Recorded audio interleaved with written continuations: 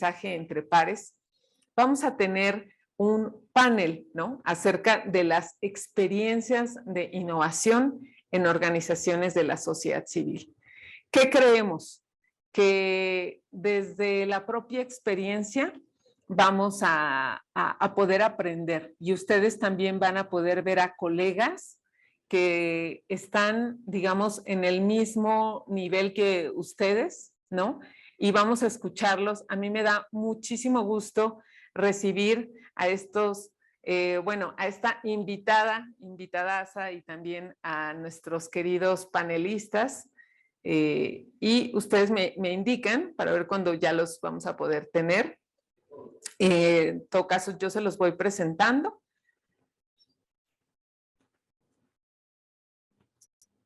Bien, bueno, pues me permito presentar primeramente a José Carlos Martínez. José Carlos es director de innovación de Reforestamos México. Es un colega muy cercano, hace muchos años nos conocemos, y José Carlos es ingeniero forestal por la Universidad Autónoma de Chapingo. Ha colaborado en Reforestamos México en distintas áreas, desde la cultura forestal, el desarrollo comunitario y actualmente como director de innovación. José Carlos es apasionado de los árboles y considera que la naturaleza es una inspiración también para la innovación. Y su trabajo consiste en conectar al sector forestal con otros sectores, pues, para que puedan resolver retos en los bosques desde una nueva perspectiva. Y pues además que tiene y es un gran difusor de todos los esfuerzos que se hacen en los temas forestales a través de podcasts, de materiales, de congresos. Es un activo y fíjense, cuando estábamos armando este panel dijimos, alguien ya tiene un área de innovación. Vamos a ver qué sucede ahí y ahorita José Carlos nos va a contar. Te saludo, José. Muchas gracias por estar aquí. Muy bien, pues ahora me gustaría presentar a Jimena Cándano. Jimena Cándano estudió Derecho por la Universidad Iberoamericana y una maestría en la Administración Pública y de Fundaciones en la Escuela Robert F. Wagner de la Universidad de Nueva York. Durante 6 años trabajó en la oficina de la esposa del presidente de México, Margarita Zavala, en el desarrollo de programas sociales, desarrollo de campañas de prevención y atención de tratamiento en adicciones, atención de víctimas de alto impacto, y fue parte del equipo que se creó en 2010 para todas las estrategias de reducción y prevención del delito en Ciudad Juárez, Chihuahua. Todos somos Juárez, tenía el nombre esta iniciativa. Actualmente, Jimena es directora de Reintegra AC y me encanta tenerte por acá, Jimena. Hola, hola, te saludo, qué lindo verte. Muy buenos días. Y finalmente, nuestro último panelista, pero no por eso menos importante, está David Huerta. ¿Lo conocen? Bueno, David es director de Villas ABP, también una institución fortalecida por Quiera. Y David Huerta, pues, es ingeniero civil en el Tecnológico y de Estudios Superiores de Monterrey. Estudió un diplomado de alta dirección de UNO en el Instituto Panamericano de Alta Dirección de Empresas IPAD. Posteriormente fue voluntario durante 1 año en Santiago de Chile, donde encontró su pasión de trabajar por niñas y niños y adolescentes, como muchas de las organizaciones que están aquí.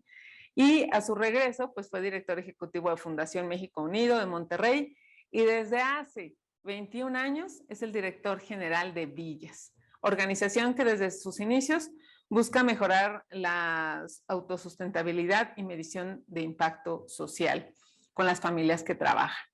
Y David, me da mucho gusto tenerte por acá. Buenos días. Buenos días, gracias, Maris. Muy bien. Pues ahora los vamos a ir viendo a cuadros y mientras a nuestros 3 panelistas, perdón, y en tanto les cuento, ¿no?, cuál va a ser la dinámica de este panel.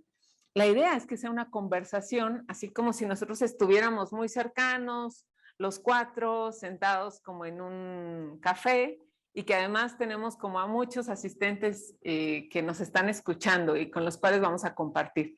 Hay mucha gente conectada y esta conversación me gustaría que la pudiéramos dirigir hacia ellas y ellos, ¿no? Que hoy a lo mejor ya hay muchos que impulsaron procesos de innovación y otros pues que están en el tema. Entonces vamos a seguir una estructura de preguntas, pero por favor recuerden que en cualquier momento pues yo les voy a ir dando como la palabra y también si gustan mencionar algo me pueden indicar e intervenir en cualquier momento. Me gustaría comenzar entonces este panel con la pregunta de oro, ¿no? Porque son, digamos que 3 iniciativas con 3 características distintas de procesos de innovación. Y por ahí alguien de las que está ya conectada acá me decía, pero ¿cómo? Pero yo, ¿por qué? Y le decíamos, porque tienes estos elementos. Entonces me gustaría iniciar contigo, mi querido José Carlos, perdón, para que nos comentes, pues, cómo llegaron, de manera como muy breve, cómo llegaron Reforestamos México a tener un área de innovación. Claro, primero que nada, muchas gracias Marisol por la invitación, muchas gracias a Fundación Quiera por permitirnos compartir un poco la experiencia. Reforestamos México es una organización que tiene 20 años y más o menos desde hace como unos 8 años tenemos un área de innovación en Reforestamos. Un área de innovación que también ha ido evolucionando y cambiando. Nosotros en un principio, y es algo que compartimos de historia con Marisol, hablábamos del emprendimiento, de las empresas, de esta responsabilidad de las comunidades y toda esta lógica. Pero nos damos cuenta que si queremos ir más allá, si queremos resolver los retos desde otra perspectiva, tenemos que innovar. Y por eso decidimos transformar el tema de desarrollo empresarial hacia algo más innovador y por eso se fundó el área de innovación. Ahora, para comenzar en esta discusión, esta charla siempre está este dilema entre las organizaciones, entre ¿se requiere un área de innovación o la innovación es transversal? Y la verdad es que, bueno, cada organización tiene que experimentar qué es lo que requiere y cómo le va funcionando mejor. Hasta ahorita nos ha servido a nosotros tener un área de innovación en la que vamos generando los proyectos y las propuestas. Pero también es cierto que conozco empresas muy, muy grandes que han intentado tener un área de innovación y no ha funcionado. Y organizaciones ambientales de la sociedad civil que han intentado tener una área de innovación y ahí están buscando cómo es la mejor manera. Y yo les puedo platicar acerca de los retos que implica tener un área de innovación. Pero lo único que digo, para darle también a escuchar a las demás personas, quiero dejarles con una idea. La toma de riesgos es clave en el proceso de innovación y más para un director de innovación, que entonces a lo mejor no lo vas a evaluar solo con los resultados. Tienes que evaluarlo también con la toma de riesgos que está tomando. Gracias, Marisol. No, muchísimas gracias, José Carlos. O sea, creo que lo que mencionas es muy importante porque además ha sido evolucionando dentro de Reforestamos México y en un momento más, si quieres, ahorita regresamos contigo, nos cuentas también qué hace un área de innovación, ¿no? Si gustas, vamos con Jimena Candano. Jimena, tú eras de cuando empezamos a conversar contigo, hablamos de una experiencia particular que surgió en la pandemia. Si nos puedes compartir un poco y mencionar acerca de esta pues, experiencia que para nosotros es de innovación, pero si gustas contarnos un poco más. Claro, aunque, bueno, yo sí quisiera empezar por, a nosotros nos sorprendió mucho que nos invitaran al foro de innovación, porque yo les comentaba que nosotros sentíamos que íbamos tarde en la parte de medición de impacto, de revisar modelos, de tener mucha claridad en lo que estábamos haciendo y enfocarnos mucho a hacer, dejar de ser la típica idea de una fundación para volvernos una empresa sustentable que se dedicara a ayudar personas, ¿no? Y nosotros sentíamos que íbamos tarde y nos da mucho gusto ver que del otro lado se vive como innovación, ¿no? Creo que el gran ejemplo de la innovación durante la pandemia lo traía David, aunque nosotros también vivimos una experiencia muy parecida en la pandemia. Nos fuimos con todos nuestros programas a distancia y nos sorprendió darnos cuenta de que a distancia podíamos seguir atendiendo a las personas. Fue una muy grata experiencia. Pudimos seguir haciendo lo que hacíamos a distancia. Por supuesto, nunca será lo mismo sentarte enfrente de una persona y tener terapia uno a uno con esa energía que se genera, pero sí se puede, ¿no? Y nos encontramos aún a la fecha con mucha gente que nos dice, es que no sirve la distancia, porque estamos ofreciendo ahora poder apoyar a jóvenes en otros estados y nos dicen, es que a distancia la gente está de vacaciones, ¿no? Y yo les decía, pues yo no sé si ustedes estos 2 años estuvieron de vacaciones, para nosotros fue mucho más duro que estar en presencial, el estar a distancia, ¿no? La carga de chamba, el idear y ser creativo y ver cómo convences a la gente de que esté. Entonces, creo que ahí sí hay una gran beta de innovación y creo que también hay una gran pared que tenemos que ver cómo rompemos, y que era lo que yo le preguntaba a David, ¿cómo le hiciste para romper esas reservas, ¿no? En las empresas y a nosotros en particular con los gobiernos de los estados?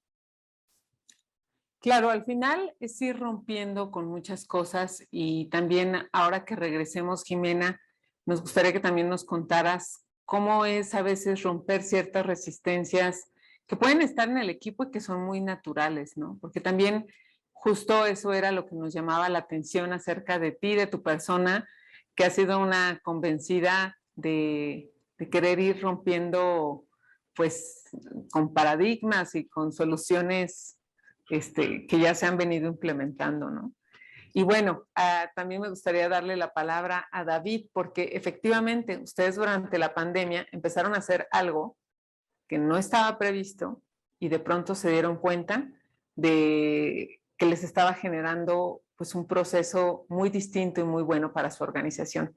David, te doy la palabra. Muchas gracias, Marisol, y también muchísimas gracias por la invitación. Bien interesante luego escuchar a José Carlos que nos diga cómo es un departamento de innovación, porque verdaderamente es un punto muy importante, ¿no? Y yo le diría a Jimena que lo interesante de ellos es que siempre están atentos, ¿no? Siempre, o sea, me impresiona la capacidad que siempre ellos tienen de atención, ¿no? Nosotros lo que buscamos es darles un lugar y un ambiente seguro donde puedan estar los niños mientras papá y mamá trabajan, ¿no? Y ya con eso me entienden mucho, ¿no? Mientras mamá y papá trabajan, el problema es dónde dejamos a nuestros niños. Finalmente, eso es lo que nosotros tenemos, un lugar presencial. Y lo que vino a suceder con la pandemia es que todos nuestros niños se fueron completamente a sus casas, ¿no? Veníamos de haber hecho toda una capacitación muy profunda en todos nuestros centros, de innovar fuertemente en todos los procesos de aprendizaje con los niños, con nuestros maestros. Justo cuando terminamos toda la capacitación, entró la pandemia. Entonces, imagínense, todo ese trabajo tan increíble que habíamos hecho se nos venía abajo. Todos nuestros niños se fueron a casa. Y el problema es, bueno, ¿y ahora qué hacemos, no? La fortuna que teníamos, bueno, y no fortuna porque ya teníamos un muy buen tiempo haciéndolo, es que tenemos todo el diagnóstico de todos nuestros niños. Tenemos exámenes de ellos de todo su desarrollo como personas, ¿no? Nosotros trabajamos con niños de 0 a 12 años. Entonces, lo que podíamos hacer en este tiempo de la pandemia es darle un seguimiento a cada uno de nuestros niños por vía telefónica, con ellos y con sus padres de familia, pero sobre todo fundamentalmente con los padres de familia, porque en los primeros años pues es con ellos, ¿no? Sabíamos dónde estaban sus áreas de oportunidad y eso nos permitió decir a los papás, oye, aquí están tus áreas de oportunidad con tus hijos, trabaja, hace esto y el otro. Fíjense que lo increíble de esto es que un año después, la pandemia empieza en marzo del 2020, en marzo del 2021, cuando vemos los resultados de nuestros niños de enero del 2020 y enero del 2021, el avance fue muy significativo. Haber trabajado a distancia con los padres de familia en todo este tiempo fue muy provechoso. Creo que se ayudó mucho a fortalecer los vínculos familiares y los resultados son, la verdad es que eran demasiado claros. De hecho, tan positivos fueron que están en manos hoy en día de un doctor economista del Tecnológico de Monterrey que nos está ayudando en toda esa parte de ese análisis para ver y qué más le podemos sacar de provecho, ¿no? Eso fue lo interesante. Yo creo que con eso comienzo, pero muchas gracias, Noris. Sí, me gustaría, David, ya que nos comenzaste a comentar, o sea, ¿en qué consistió, ¿no? Digamos, seguimiento o proceso de innovación que ustedes tuvieron. Si nos cuentas un poquitito más para para ir ligando la conversación y de ahí también regreso con José y con Jimena. Fíjate que lo interesante de todo esto, como yo les comentaba hace un momento, ¿no? Teníamos el diagnóstico de todos nuestros niños y podíamos darles una evaluación, podíamos dar un seguimiento a todos ellos a través telefónica o vía Zoom. Al ver los resultados y ver tan lo positivo que esto, y con la problemática de la pandemia que se nos venía bien complicado, hubo una empresa a nivel nacional que nos apoyó para poder sobrevivir en el último tiempo. Y viendo estos resultados, la directora de la fundación de la empresa misma, es una psicóloga. Entonces le dije, oye, ¿cómo ves si esto que yo he hecho con mis niños, lo hacemos con 300 hijos de tus empleados?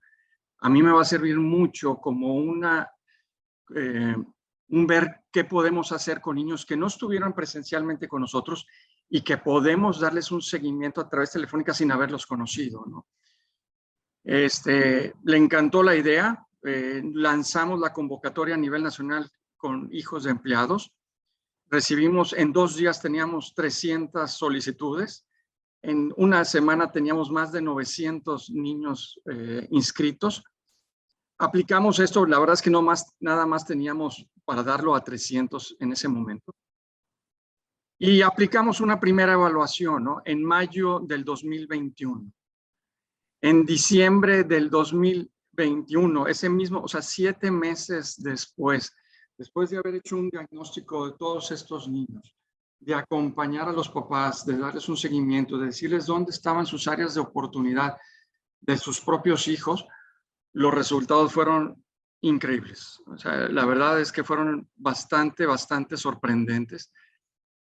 Tanto así, hoy, de hecho, la próxima semana entregamos ya finalmente los resultados de un año de haber trabajado precisamente con los niños y la verdad es que no nos dejan de sorprender, ¿no? Esto nos permite abrir nuestro panorama y ver otras posibilidades muy grandes que podemos hacer, no solamente aquí a nivel local y a nivel presencial, sino poderlo hacer a nivel nacional y de una forma con un impacto muy positivo, ¿no?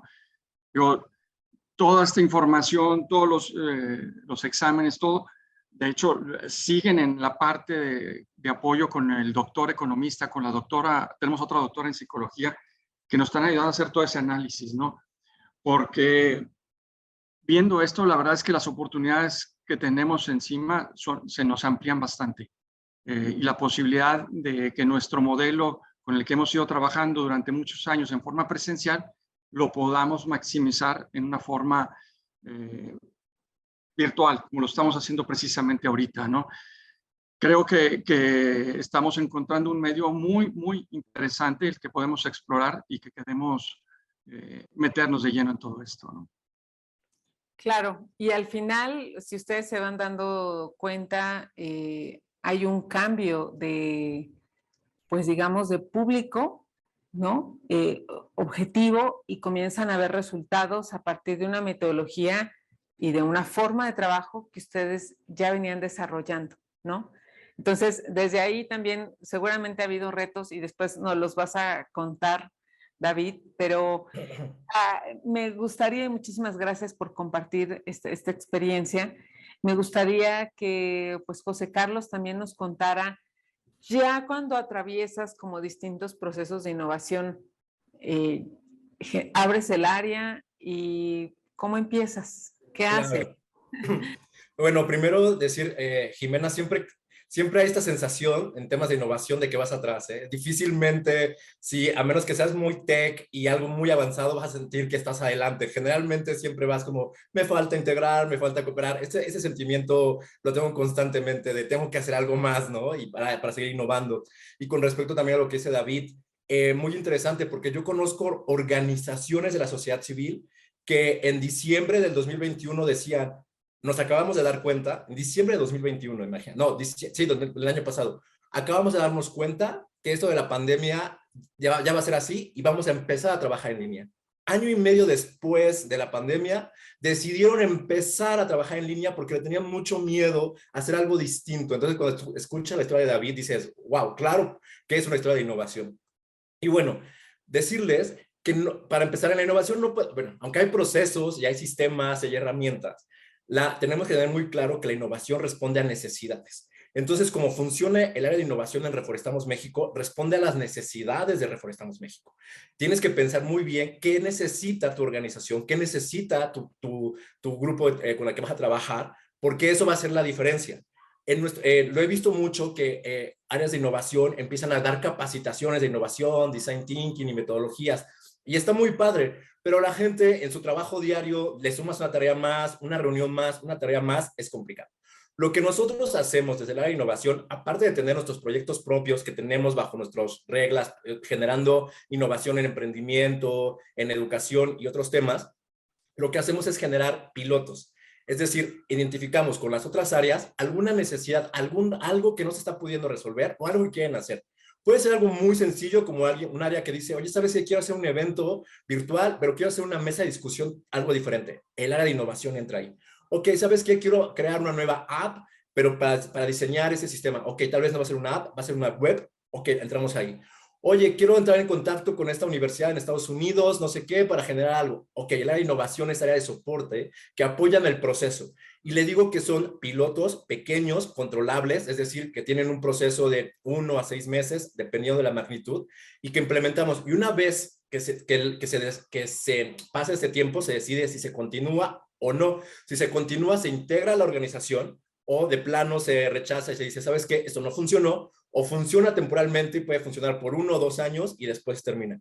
Esto nada más para reforzar el hecho de que el área de innovación lo que está haciendo es aunque somos un área operativa, somos un área más de soporte porque estamos apoyando a las áreas a que adquieran herramientas, conozcan otros sectores que a lo mejor no están pensando y les ayudamos a encontrar nuevas soluciones.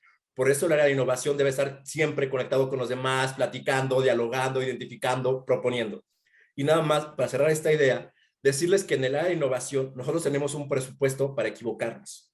A veces es muy pequeño, a veces es muy, muy pequeño, pero hay un presupuesto que está destinado al riesgo y que si falla, pues no hay problema. Entonces esto da una tranquilidad en el sentido de que no es que, obviamente estás buscando que funcione, que tenga impacto, pero te atreves a hacer un poco más. Y entonces dices, ok, ya aprendimos de la experiencia, ya podemos ver, y eso ha sido algo muy valioso en Reforestamos México, que los errores son bastante valiosos de reconocer, de aprender y decir que sigue. Y les digo, tenemos un presupuesto para equivocarnos. Eso está muy bueno para contemplarlo dentro de nuestros presupuestos anuales, porque el error está ahí y ahí lo podemos o tomar como un elemento de reproche hacia el equipo, o puede ser una oportunidad para mejorar las cosas. Y creo que eso es algo que tienen como todos los procesos de innovación. Y justamente, José Carlos, lo conecto también con lo que nos decía Jimena y con lo que yo le decíamos a Jimena cuando le invitábamos a esto. Ella es alguien inquieta que ha buscado dentro de su organización preguntar, Jimena, cuestionar, ¿no? ¿Por qué lo hacemos de esta forma? Hagámoslo de una forma distinta. Si nos puedes contar un poco cómo ha sido esa experiencia. Sí, la verdad es que, bueno, a mí me toca llegar a una organización que cuando yo llegué hace 8 años, tenía 31 años trabajando. Y pues llegar a algo que tiene 31 años trabajando y maravillosamente con mucha gente que llevaba 17 años, 15 años, 13 años. Entonces, muy difícil porque la respuesta concreta casi siempre es, así se ha hecho siempre y así se hace, ¿no? Y a mí ese tipo de respuestas me ponían de muy mal humor y me acuerdo mucho con el equipo que ya al final se reían cuando de repente alguien decía no se puede o así se ha hecho y el resto le decían no, acuérdate que a Jimena no le puedes contestar no se puede ni así se ha hecho, o sea, búscate otra respuesta porque sí, suelo ser muy paciente, pero esas 2 frases hacen que salga lo peorcito de mí, ¿no? Pero también tuve suerte de tener un muy buen equipo que conocía muy bien lo que hacíamos y que al principio sí creyeron que estaba loca, pero luego se subieron al barco y no han dejado de subirse al barco, ¿no? Ya ha sido muy retador, yo sé, porque primero cuando hablas de medir impacto, como que la sensación de los equipos es, híjole, me quieres evaluar Y yo lo que les decía es, no estoy buscando evaluarlos ustedes, estoy buscando evaluar qué hacemos y si funciona lo que hacemos o qué tenemos que arreglar para hacerlo, ¿no? Entonces, sí fue un proceso lento. Además, en México hay pocos instrumentos. Es más, llevamos 8 años con este proceso y apenas estamos empezando a implementar instrumentos estandarizados. Y de todas formas sigue dándole nervio al equipo. Y luego se me ocurrió la brillante idea de por qué no ponemos un negocio. Y bueno, esa sí ya fue, Jimena está loca, el consejo, bueno, se morían de risa y fue como decir, no nos cuesta, pues inténtalo. Nosotros no tenemos un presupuesto para equivocarnos, pero pues si logras que alguien te lo financie, pues ahí está, ¿no? Ya han sido 8 años de prueba y error porque no somos financieros, no sabemos hacer negocio y ahí vamos, ¿no? Y todos los días seguimos aprendiendo en la parte del negocio y también la parte de ese equipo se subió al barco y dijo, pues vamos. Y ha sido un proceso bien interesante, porque sí, a mí se me ocurre la locura y llego y lo vacío en el equipo, pero claro, eso es trabajo para el equipo. O sea, al final tener que medir, pues significa que se tienen que capacitar, ¿no? Ahorita llevamos casi 2 años en una capacitación continua de todos los lunes, que les agradezco enormemente que se rifen porque es de todo el equipo. Y yo sé que es mucha más chamba, ¿no? Pero yo sí creo que una cualidad es que soy muy necia y no lo suelto, pero sí creo que si no tienes un equipo que se sube al barco también es muy difícil de hacerlo. Y pues sí, hemos tenido que hacer cambios de equipo también, porque ha habido quien no ha entendido y quien no se ha querido subir al barco, y pues ni modo, ¿no? Y también reconozco mucho que nuestro consejo, que es un consejo grande, la gran mayoría fueron fundadores y ya estamos cumpliendo 40 años, estamos hablando de personas de 70, 80 años, pues sí, al principio también pensaban que yo estaba loca y también se subieron al barco, ¿no? Entonces creo que sí hay un componente de saber ser necio, saber medir tus errores y en algunos casos recular, pero además siempre plantearlos. Yo siempre planteo lo que nos equivocamos, porque si no parece que todo es perfecto y es fácil. Y en saber cómo convencer a la gente de que se sube ese barco con los elementos, ¿no? que tienes a la mano. Muchísimas gracias, Jimena. Sí, completamente de acuerdo con los tres. Y fíjense, para quienes nos han seguido desde el inicio, cada uno de nuestros panelistas nos ha contado pues acerca de su experiencia, ¿no? José Carlos con un área pues de innovación, David con un esfuerzo que comenzó en la pandemia y que empezó a crecer, ¿no? Y por su parte también Jimena, que también tiene un esfuerzo que ha crecido, pero que también está como en ese proceso inicial de ir convenciendo, ¿no? De ir transformando la cultura. Por eso es que a los tres los invitamos acá, ¿no? Porque queremos mostrar que la innovación se puede dar desde distintas perspectivas y velocidades. Además de que, bueno, no es una miel sobre hojuelas. Y sobre eso me gustaría que platicáramos un poquito qué retos tiene ya en la organización y en la vida real tener estos procesos de innovación en su organización. Si gustan, nos vamos otra vez con David. Adelante. Fíjate, Marisol, ahorita me quedé pensando en todo lo que estaban diciendo. En el 2004 me tocó, yo apenas tenía 3 años y me tocó inaugurar el primer edificio grande que teníamos, un edificio bastante grande, 4,000 metros de construcción, ¿no? Y la verdad es que orgulloso, ¿no? Porque me ha tocado juntar todos los fondos y construirlo y todo. Pero al día siguiente llegó el presidente conmigo y estando en la sala de juntas me dijo una cosa que me marcó muchísimo a mí en ese momento. Estamos hablando en el 2004. Me dice, no me gustaría que esto fuera un elefante blanco el día de mañana. Y eso a mí me marcó mucho. No sé si la gente está familiarizada con esto, el concepto del elefante blanco, pero al final de cuentas es tener un edificio muy grande, muy costoso, ya que costo estás implementando muchos de estos programas, ¿no? Entonces, desde el 2004 al 2011 nos planteamos esta problemática, es decir, cómo podemos verdaderamente medir que lo que estamos haciendo impacta en los niños. Que sí realmente nuestro trabajo hay algo que sí está haciendo en el niño y no es quizás el de al lado el que está impactando y yo me estoy poniendo el premio por el trabajo que están haciendo los demás. En el 2011 di con este doctor economista del Tecnológico, un hombre maravilloso. Le planteé todo lo que estábamos haciendo, cómo lo estábamos haciendo, y me dijo, yo te ayudo, vamos a medir estos resultados. Me dice, pero con una sola condición. La condición es que publiquemos los resultados. A mí me causó mucha admiración eso. Me dice, ¿cómo? Pues digo, finalmente una investigación es precisamente para eso, para publicarlo. Y me dice, pues sí, para eso debería ser. El problema es que desafortunadamente no se quieren publicar. Y precisamente pasa por lo que José Carlos comentaba hace un momento, ¿no? Pensamos que a lo mejor un error es ya un fracaso, ¿no? Cuando muchas veces estas investigaciones nos pueden decir por el camino, por aquí no es. O sea, tienes que redirigir tu destino, ¿no? Y cambiarlo para poder llegar lo más pronto posible, ¿no?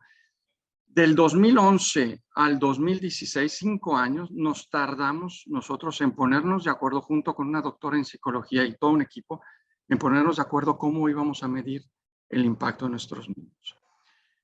En el 2016 ya nos habíamos puesto de acuerdo, pusimos varias evaluaciones a niños entre 6 y 12 años. O sea, fíjense lo que estoy diciendo, 6 y 12 años. Medimos en pocas palabras ira, depresión y ansiedad. Eran 24 reactivos, pero se lo resumo en estos 3. Ira, depresión y ansiedad en niños entre 6 y 12 años en 12 comunidades del área metropolitana de Monterrey. Incluso lo hice en un pueblito de Coahuila. Lo impresionante, en ese momento para mí lo más importante eran los niños de 6 a 12 años. Lo más impresionante fue ese primer diagnóstico, que fue lo que más nos llamó la atención y donde empezó todo nuestro proceso, que digamos así, de innovar todo lo que estamos haciendo, ¿no? El problema es que nos estamos enfrentando a una problemática muy seria en el país. El 94% de nuestros niños hoy en día, entre 6 y 12 años, escuchen, o sea, los niños entre 6 y 12 años, el 94% ya presentan índices anormales de ira, depresión y ansiedad. Todos tenemos algo de ira, depresión y ansiedad, pero dentro de una normalidad. Aquí estamos hablando que estos niños ya están cruzando esta problemática. Esto nos está diciendo que vamos muy tarde, que esto no es cuestión de programas de valores, no es cuestión de mejores escuelas, vamos muy tarde. Esto nos permite fortalecer todo nuestro programa de primera infancia, a la que yo sinceramente se los digo, no le habíamos puesto mucho a pie, era una parte importante, pero no le había dado la importancia, ¿no? Entonces de ahí regresamos a todo esto, decirle, esto es lo importante. Tuvimos que cerrar algunos de nuestros centros de 6 a 12 años, con mucho dolor en esa parte, pero reorientando, ¿no? Yo creo que esto que decían ahorita, finalmente, no se trata de no sé si es la palabra correcta, de tener un presupuesto para los errores, sino reconocer que hay veces que nos equivocamos, pero cómo podemos redirigir nuestro camino para lo más pronto posible llegar y tener los mejores resultados posibles. Yo creo que eso es lo más interesante de los resultados, porque a final de cuentas nuestro trabajo son nuestros niños, son las familias a las que nos dedicamos. Es eso lo que estamos viviendo y cómo le hacemos para que nuestro trabajo cada día sea más eficiente y más eficaz, para que podamos llegar cada día a más niños. Muchísimas gracias, David. Pues me gustaría escuchar los retos que también nos tiene que compartir José Carlos. Y les adelanto que ya nos están llegando, bueno, una buena dosis de preguntas y también, si gustan, vamos a esta parte de los retos y contestemos, porque hay como muchas preguntas interesantes del público. Pero por el momento vamos a hablar como de los retos también, José. Claro, mi pregunta es, ¿cuándo fue la última vez que cambiaste un paradigma tuyo? Y esta pregunta la escuchaba en un podcast porque es muy importante, no sé, la gente de innovación promueve el cambio, la generación, y yo me hice esta pregunta, ¿cuándo fue la última vez que dije, claro, no tengo razón en esto que yo creía? Y lo difícil que era para mí cambiar acerca de algo que yo creía que tenía razón, ¿no? Y entonces cuando trabajamos con el equipo y les decimos, es que vamos a innovar, vamos a crear y queremos que haya disposición para todo, no, definitivamente cambiar un paradigma pues es muy complicado. Y entonces, en ese sentido, nada más para reforzar, no sé, o sea, hay gente que no cree en el cambio climático, pero por ejemplo, yo tenía mis dudas acerca de los transgénicos, y entonces, ¿cuándo fue cambié mi idea acerca de eso? Y así de cosas muy, muy profundas que nos llevan en el trabajo diario. Eso es la principal barrera que tenemos con las personas. ¿Cómo hacer ese cambio de paradigma y decir que algo virtual es tan valioso como algo presencial? O cómo les decimos que llevar a una plataforma web o una app, algo, también puede generar interacción. O cómo les decimos que crear un emprendimiento, aunque fracase, también es una oportunidad. Y en esta idea del presupuesto de errores, igual es un nombre muy fuerte, pero hay un presupuesto para tomar riesgos. Yo estoy leyendo los comentarios y la gente dice, hay que aprender de los errores, hay que aprender de los errores. Y tenemos tanto fijado esta meta de hay que aprender de los errores y hay que verlos como algo bueno. A lo mejor hay que equivocarse y que se vean como parte de la cultura. Entonces, esta es la principal barrera que tenemos en las personas en decir qué tan dispuestos estamos a cambiar algo que creíamos firmemente. Y antes de empezar con la gente de las organizaciones, con nosotros mismos, ¿no? Yo como director de innovación he dicho, ok, esto que creía yo que esa área tenía que innovar, a lo mejor no lo tiene que innovar. Y a lo mejor lo tiene que mantener así. Y eso mismo me implica a mí cambiar paradigmas, ¿no? Entonces, ese cambio de paradigmas es muy difícil de quebrar, es muy difícil de romper, hay que ser muy abiertos. Pero entonces, ¿cómo lo que hacemos es, como personas, cómo fomentamos que se vean otras oportunidades? Es decir, que la gente asista a otros cursos, a otras cosas. Insisto, no hay un presupuesto por errores, pero estás dispuesto que alguien, colaborador tuyo, vaya a tomar un curso de cocina en horas que son del trabajo para traer una idea nueva, o estás dispuesto que dedique a entrar a danza, arte o algo que a lo mejor no está en el core de la organización. Para eso es a lo que me refiero con tomar riesgos, con hacer algo diferente, que nos permita generar nuevas ideas para que entonces las personas podamos generar nuevas propuestas o de una manera diferente. Completamente de acuerdo, ¿no? No todo y no siempre para innovar necesitamos dinero, sí es importante, así es que nos llevamos tu tip del presupuesto, pero hay cosas que podemos hacer desde ya, ¿no? Voy con Jimena a los retos que tienen estos procesos de cuestionar, de ver las cosas diferentes. Ya nos mencionabas tú un poquito de aquellos, pero no sé si nos gustas compartir algunos otros, Jimena.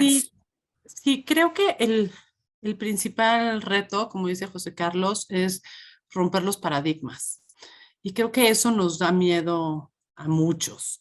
Y yo algo que me he dado cuenta es, a mí cuando alguien me dice tienes que ser creativo, literal pienso que me van a poner una pared con un canvas y tengo que pintarlo, ¿no? Y entonces entro en crisis porque yo no sé pintar, pero ni un arbolito, es más, lo único que sé pintar son arbolitos. Y cuando llega mi hijo y me pide que le dibuje una ballena, bueno, me puedo sentar a llorar, ¿no? Entonces, cuando la gente me dice, sé creativo, digo, auxilio, socorro, ¿dónde me meto? Y algo que aprendí mucho durante esta pandemia fue justo que hay millones de formas de ser creativo, ¿no? Y que muchas veces tú no lo ves como creatividad. Y a mí me pasaba con el equipo, de repente entraba yo, a ver, nosotros hacemos trabajo comunitario en la colonia Guerrero, y de repente llegó nuestro evento de fútbol y nuestro evento de fútbol era a distancia. Y yo dije, Dios mío, o sea, ¿qué van a hacer estos personajes? Un evento de fútbol a distancia. Y de repente me conecto a dar la bienvenida, no sé qué, me quedo oyendo. Bueno, no, dije, son magos. Parte del equipo que a mí siempre me llamaba la atención, que los veía retraídos, que no eran muy platicadores, tal. No, bueno, parecía que se habían transformado en cirqueros y enganchaban a los chavos de una forma impresionante y decía, esto es creatividad. Y pudieron llevar a cabo un torneo de fútbol con 20 niños metidos en su casa con sus familias, ¿no? Y eso es la creatividad. Muchas veces creo que el mayor reto es que nos da miedo salirnos de la caja. Y yo soy muy cuadriculada, miren que soy abogada con más formación de psicóloga que de abogada, o sea, no soy ingeniera y me cuesta moverme de mi hoja de Excel con los cuadritos y las cifras, hasta que me doy cuenta que ya me moví de ahí sin darme cuenta.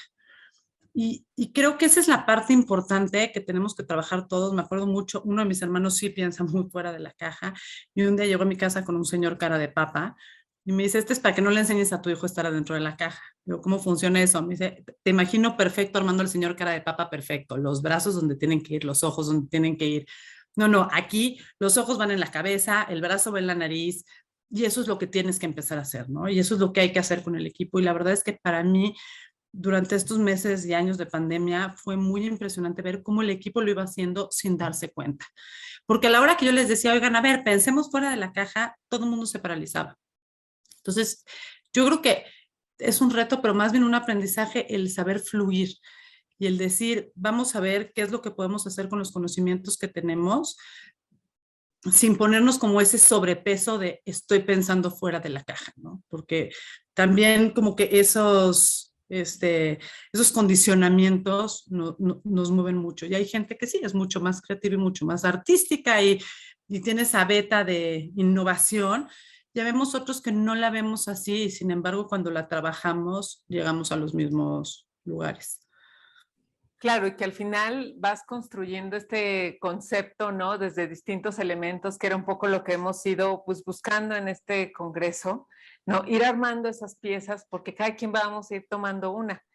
Y bueno, les cuento que seguramente ya también ustedes los habrán visto. Hay varias preguntas para ustedes. Me gustaría darle la voz a quienes nos escuchan. Muchas gracias a todos y a todas quienes nos están enviando sus preguntas. Y bueno, son varias, así es que voy a tratar de resumirlo. A lo mejor nos vamos con respuestas muy cortitas, ¿no? Para que pues podamos como alcanzar a contestarlas, la mayoría. Miren, fíjense que para José Carlos nos preguntan, ¿un área de innovación puede ser formada por los mismos integrantes del equipo o después fortalecerla con presupuesto y personal exclusivo? Mira, yo empezaría a formarla con los integrantes del equipo, o sea, con lo que hay. La innovación, insisto, debe de responder a lo que tú necesitas y a lo que tienes, ¿no? Entonces, si en un inicio tienes eso a la mano, aprovéchalo, utilízalo. Hay una persona que es motivada, que tiene interés, y ya con el tiempo se podrá ir profesionalizando. Y en ese sentido, reforzar el comentario que dice Rosa, que me parece muy importante, que decía acerca de llamarlo presupuesto de errores. Mira, a lo mejor no lo llames presupuesto de errores, a lo mejor no le llames área de innovación todavía, a lo mejor no, pero que sea algo que resuelva, que ayude a la necesidad de tu organización a pensar de una manera distinta. Entonces, insisto, no hay fórmulas mágicas, pero lo que sí es el tema de tomar riesgos, de aventarse algo que ustedes necesitan. Y la innovación básicamente es eso. Si no resuelve una necesidad y si no es adoptada por la gente, no se puede hablar de innovación. Muchísimas gracias, José Carlos. Para nuestro querido David hay una lluvia y entonces también, bueno, básicamente creo que podríamos resumirlas en que quieren como, percibo que quieren conocer un poquito más como en qué consistía la asesoría telefónica, ¿no? Y qué programas o áreas fue la que se intervinieron a distancia. Como que me parece que por ahí hay una duda porque también nos preguntaban el nivel socioeconómico de los niños con los que trabajan, ¿no?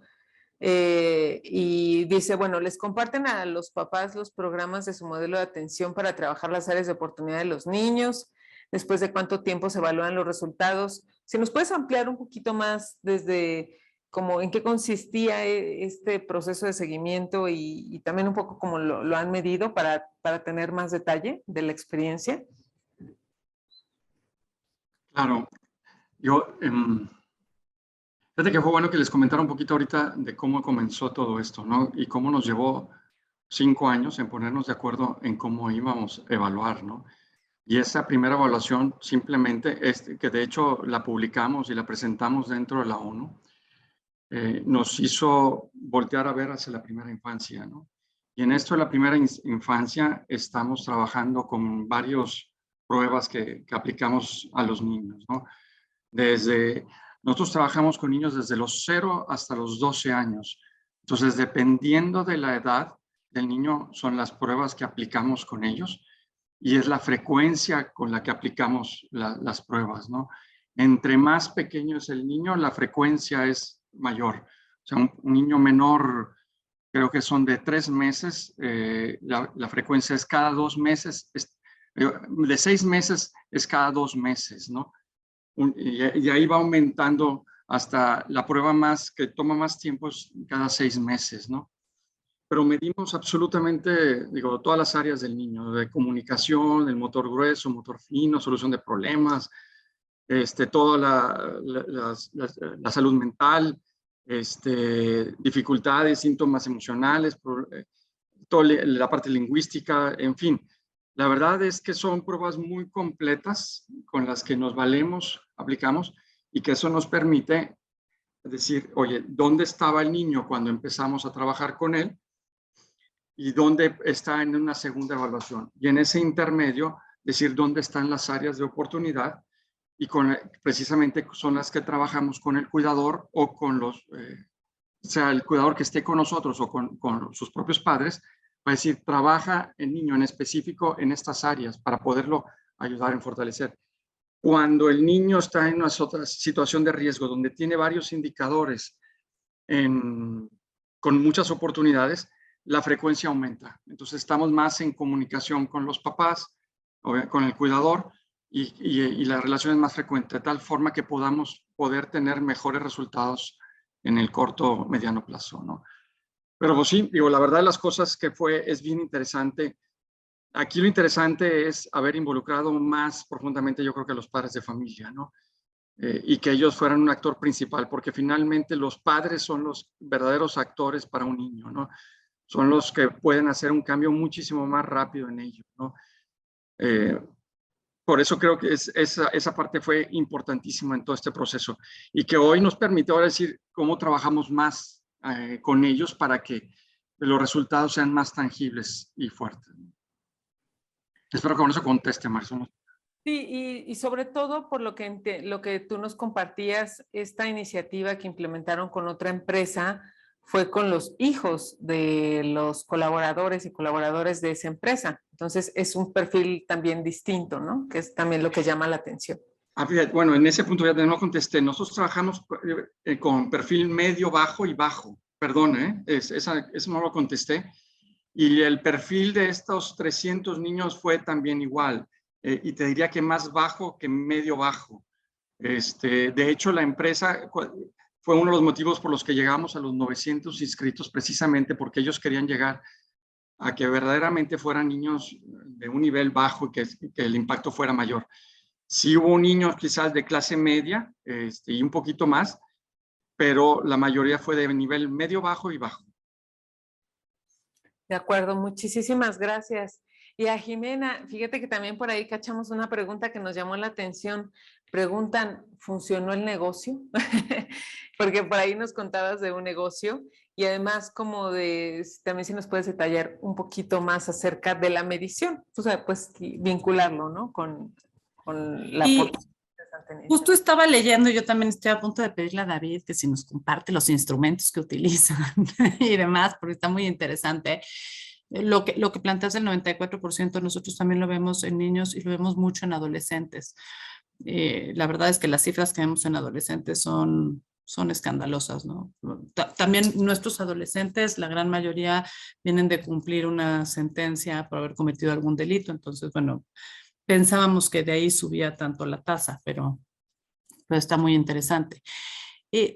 También me preguntaban cómo medíamos y la verdad es que ahí sí me gustaría, pero me tomaría muchísimo tiempo explicarlo aquí. Con muchísimo gusto les dejo los datos y no yo, que no soy la que lo implementa, pero sí el equipo que lo implementa. Con muchísimo gusto podemos compartirles toda la experiencia.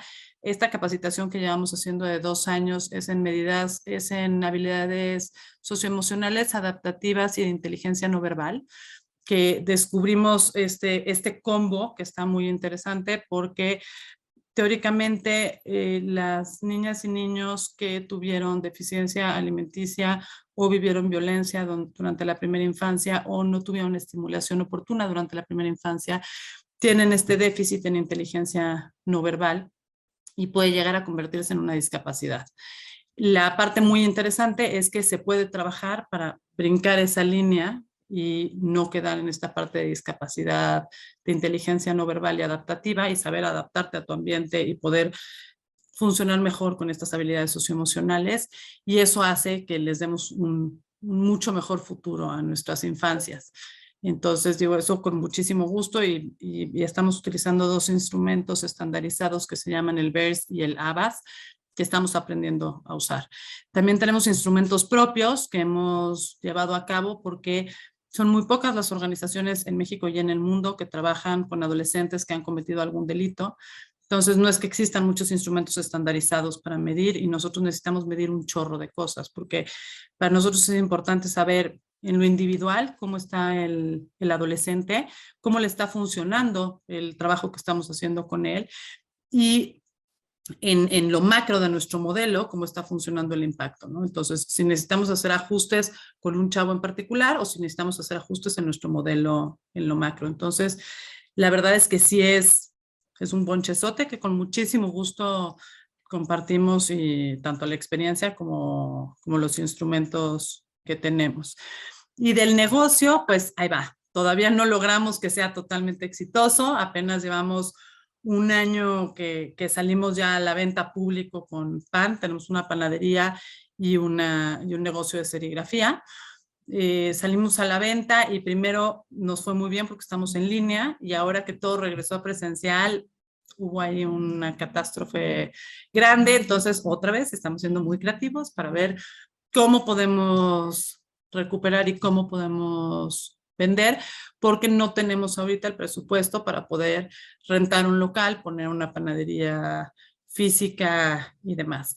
Pero ahí vamos, o sea, yo confío y ya no me quiero echar para atrás, o sea, ya nos tardamos 8 años, 7 años en sacarlo al aire y ya que está al aire no me voy a echar para atrás bajo ninguna circunstancia a ver qué malabares hacemos. Y algo que sí me gustaría decir, que no tiene mucho que ver, pero nosotros en Reintegra llevamos 40 años y creo que llevamos de esos 40 años 6 o 7 experiencias de estar al borde de la quiebra y el cierre.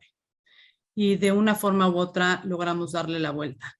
Y creo que algo que nos pasa muchísimo en las organizaciones es que esta angustia de no tener dinero nos va pagando poco a poco, ¿no? Y este ya es mi segunda vuelta de casi quiebra. Yo entré a Reintegra casi que a cerrarla y le pudimos dar la vuelta. Y la angustia que viví la primera vez, esta vez dije, no la voy a vivir porque le vamos a dar la vuelta, porque las organizaciones somos resilientes y sabemos darle la vuelta. Y entonces yo sé que muchos no tenemos los presupuestos, que no tenemos el dinero que quisiéramos, que no podemos contratar a toda la gente experta que quisiéramos, pero siempre hay una luz al final del túnel. Y no dejen que esa los desanime ni al personal operativo ni al directivo, porque hay una forma de darle la vuelta, ¿no? Y al final del día ya vemos muchas que estamos en el mismo rollo y si necesitan, digo, por lo menos cuentan con nosotros para desde terapia de cómo se sienten en la crisis, hasta qué ideas hemos tenido para darle la vuelta, hasta a lo mejor ser creativos y encontrar una forma en la que varias organizaciones podemos darle la vuelta a estas crisis. Muchísimas gracias, Jimena. Sí, escucharnos y conectar más, porque la innovación no solamente son como los post-its, ¿no? Pegados en la pared, que todos a veces podíamos tener esta idea. Vamos a ir cerrando, muy a mi pesar, porque yo estoy súper conectada con todo lo que están diciendo y hay muchas preguntas de nuestros asistentes, pero pues como todo tenemos que cerrar. Por ahí llegó una bien interesante para José Carlos, que no me gustaría dejar de lado, pero dice, ¿cómo funciona su equipo, no? O sea, ¿cómo está integrado? ¿Cómo está estructurado el organigrama? ¿Cuáles son los, dice, indicadores, me imagino, de cada miembro del equipo? ¿Qué tipo de perfil, como hard and soft skills, no? Una pregunta bastante laboriosa y te dedicaría mucho tiempo, pero déjame decirle en general que en este enero renunció todo mi equipo. O sea, enero renunció todo el equipo, la pandemia y todo eso, y estamos construyendo un nuevo equipo con nuevas habilidades, nuevos esquemas. Yo mismo me tuve que reconstruir y todo este tema, y eso es a lo que lo quiero referir, que yo te podría dar la respuesta a lo que tengo ahora, pero lo que tenía antes era diferente. Vas respondiendo conforme a lo que voy requiriendo y voy diciendo, ok, este indicador no estaba incluido, hay que meterlo. Pero en general, lo que sí tenemos claro, como todos funcionamos a través de donantes, es tenemos que tener los indicadores de los proyectos, lo que va a funcionar y lo que se va a hacer. Y ya a nivel interno hay una evaluación referida más a comportamientos y actitudes, donde se evalúa la toma de riesgos, donde se evalúa cómo se interactúa con otros sectores y en otros temas. Entonces, eso es como a grandes rasgos. De todas maneras, yo te voy a dejar mi correo, voy a estar contestando algunas preguntas o comentarios que hay ahí también en el chat, porque la verdad es que se me hace muy interesante la conversación, hasta donde pueda, porque me volvió a dar COVID y entonces ando otra vez en temas de recuperación, pero realmente me inspira muchísimo lo que platican David, Jimena y toda la gente que está aquí. Y solo para cerrar, y en ese tema de cómo innovar, porque igual, como decimos, hace falta dinero, siempre hace falta dinero, personas y todo esto. Yo te sugeriría, tú como persona, encuentra a alguien que sea una generación distinta a la tuya, hacia más joven, unos 10, 15 años más joven que tú, que tenga una forma, obviamente, evidentemente, de pensar diferente, porque es otra generación. Plantéale un reto que tú tengas, cualquiera que este sea, y trata de adoptar su solución desde su perspectiva. Porque eso, créeme, te va a hacer un cambio cuando oigas a alguien más joven que tú, que te dé un consejo, una sugerencia, empieza a quebrarnos las ideas y los paradigmas. Digo, tampoco le digas cómo vas a resolver tu situación financiera, algo sencillo, manejable, pero que te ayude a ir generando nuevas perspectivas de las cosas y que te ayude a ti a ir cambiando tu mindset, tus paradigmas. Gracias.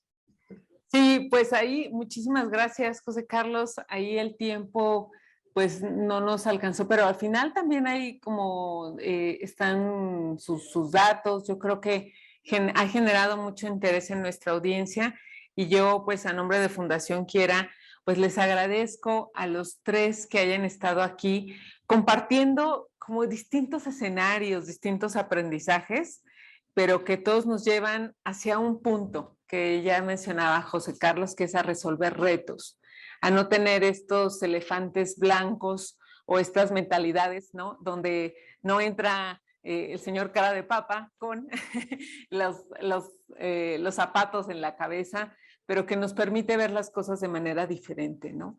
No es un proceso, una miel sobre hojuelas, pero es algo que nos deja mucho, ¿no? Entonces, pues yo con esto quisiera cerrar y pues agradecerles, sobre todo para ser respetuosa con los tiempos del Congreso y gracias a los tres por estar aquí. Va a nuestros pues asistentes, vamos a continuar con el programa y Jimena, David, José Carlos, les mando un abrazo, qué gustos verlo por acá y muchísimas gracias por esta invitación. Gracias. Qué Gracias a los tres. gustazazo.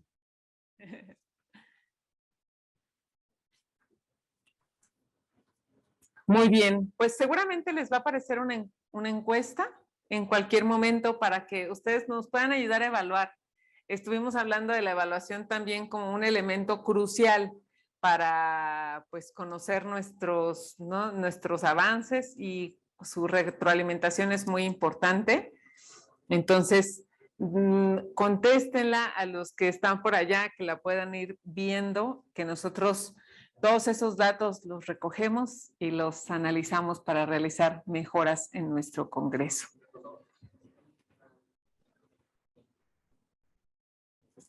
Vamos a continuar, también invitamos a todas y a todos a que sigan conectados. Recuerden que vamos a tener una siguiente actividad. Ya viene mi querida colega Areli García.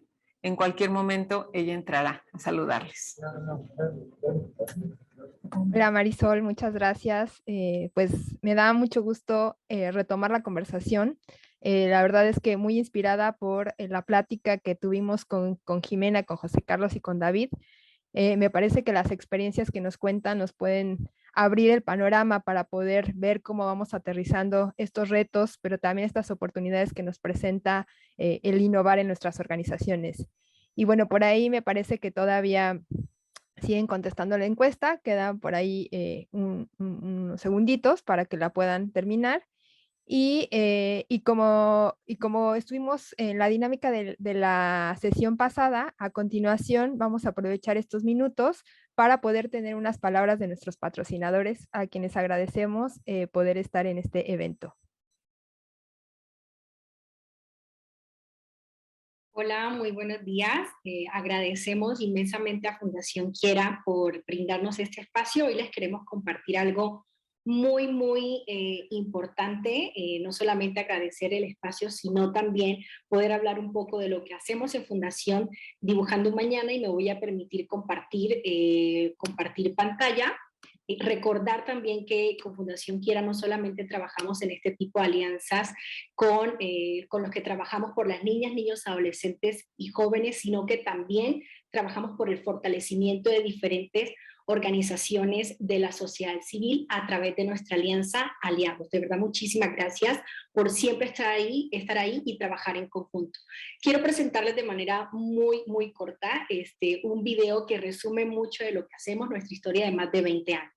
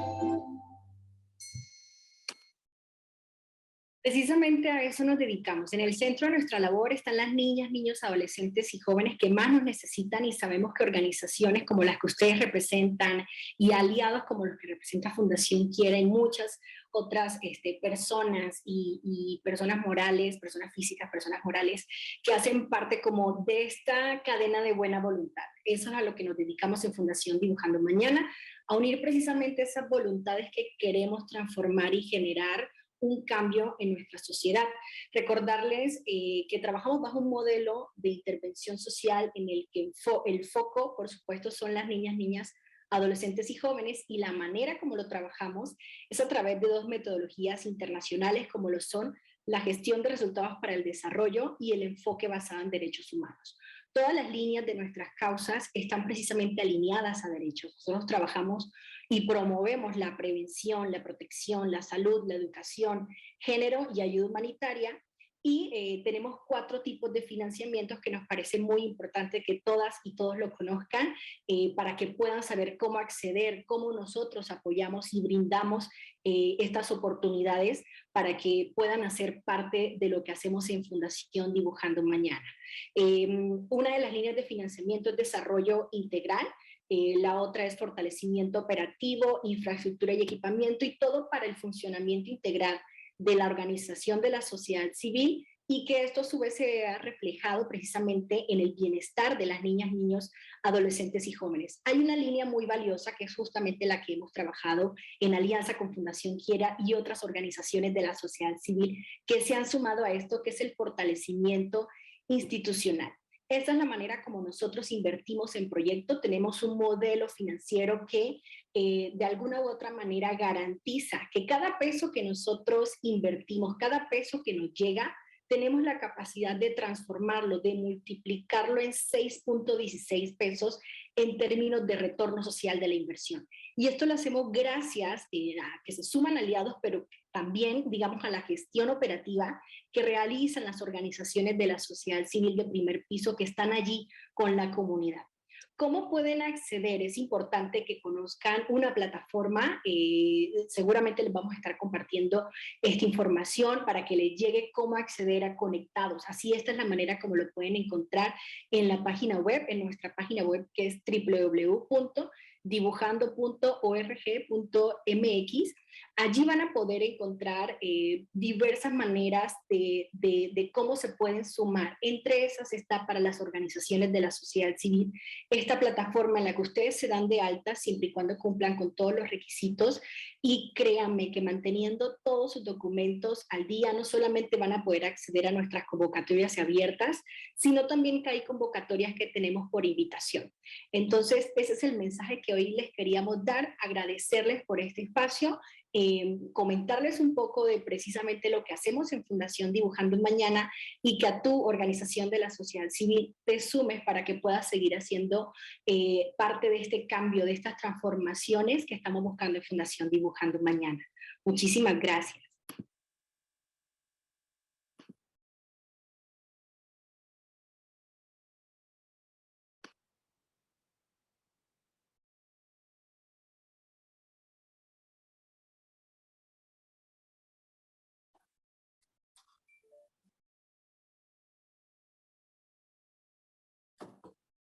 Pues muchas gracias también a Fundación Quiera. Yo soy Brenda López y represento a S3K6 México. La verdad es que más que nada agradecerles por permitirnos formar parte de este gran evento en el que considero que se han abordado grandes temas que no solo como institución, sino sobre todo como personas tenemos que transformarnos y adaptarnos a estos retos que tenemos que afrontar y que ahora con esta pandemia que hemos vivido, pues se han vuelto mucho más relevantes, ¿no? Y hablo sobre todo de la innovación, comunicación, liderazgo, y que si bien son temas que se han comentado anteriormente, creo que ahora se vuelven mucho más relevantes. Queremos refrendar este compromiso que tenemos, no solo con Fundación Quiera, sino con quien está detrás de Fundación Quiera, del ABM, este compromiso que tenemos con la sociedad para seguir sumando esfuerzos. Es algo que nuestros accionistas, hablando de Santander y Crédit Agricole, que son dos accionistas parte de nosotros y que impulsan este tipo de iniciativas y sobre todo de refrendar este compromiso que se tiene con la sociedad para seguir contribuyendo y sumando juntos, pues nosotros localmente también estamos convencidos de que juntos, sumados con Fundación Quiera, podemos seguir llegando a más niños en riesgo de calle y sobre todo a estas fundaciones que están sumadas con estas organizaciones para hacerlo mucho mejor. Muchas gracias.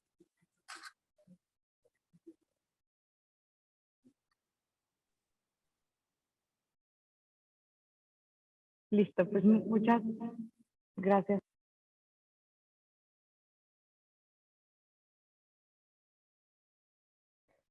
Muchísimas gracias a nuestros patrocinadores por estas palabras.